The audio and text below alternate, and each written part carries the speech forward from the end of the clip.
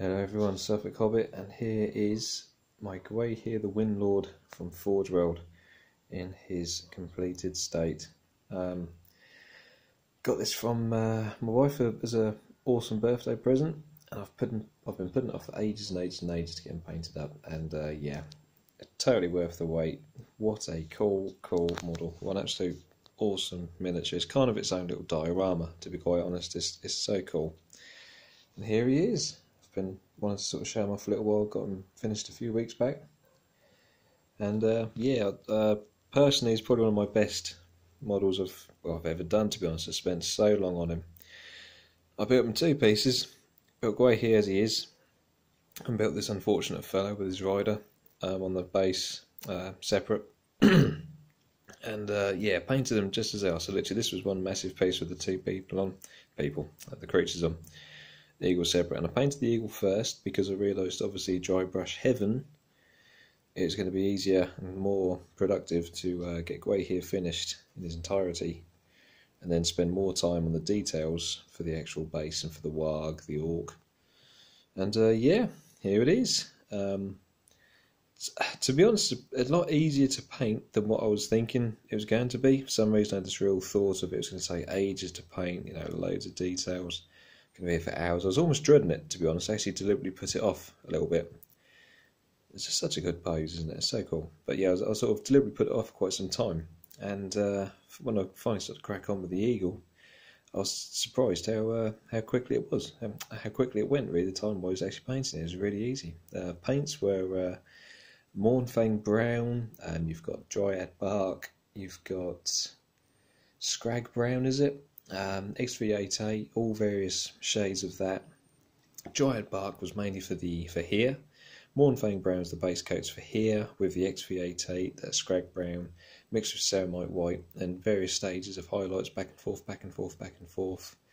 Also Mornfang brown added with Abaddon black and a lot of water to make my own washes to sort of keep throwing back onto this, and the same with the dryad bark as well.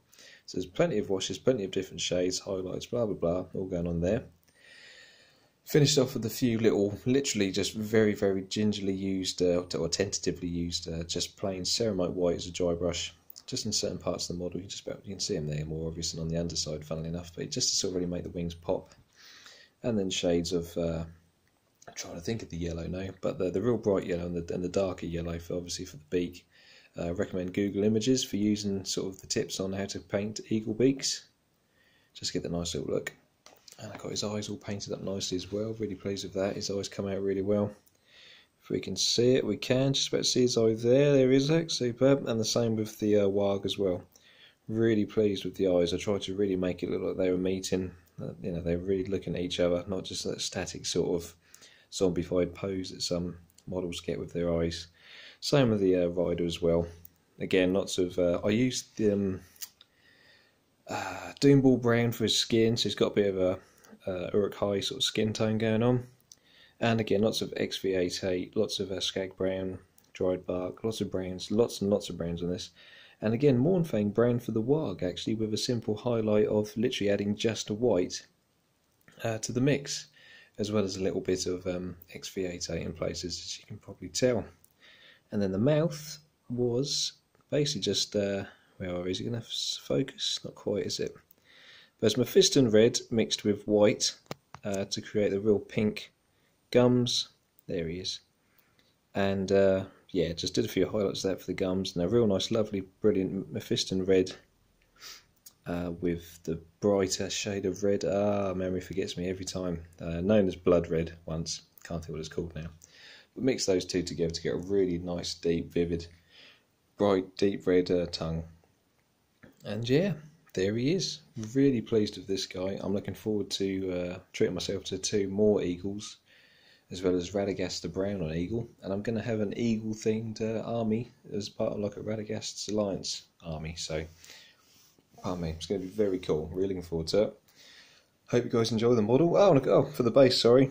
That was very much simply a case of Mechanicus Standard Grey mixed with Abaddon Black 50-50 for the base coat, followed by just Mechanicus Standard Grey, followed by just Ceramite White as a dry brush to give a nice simple rocky sort of look to it, and Mornfang Brown on the base with loads of nice textured grass, as you can see, 2 shades of grass, dark and a light, just to make it stand out. Yeah, and that was as easy as that. I'll say easy as it was going to be. But hope you guys enjoyed it.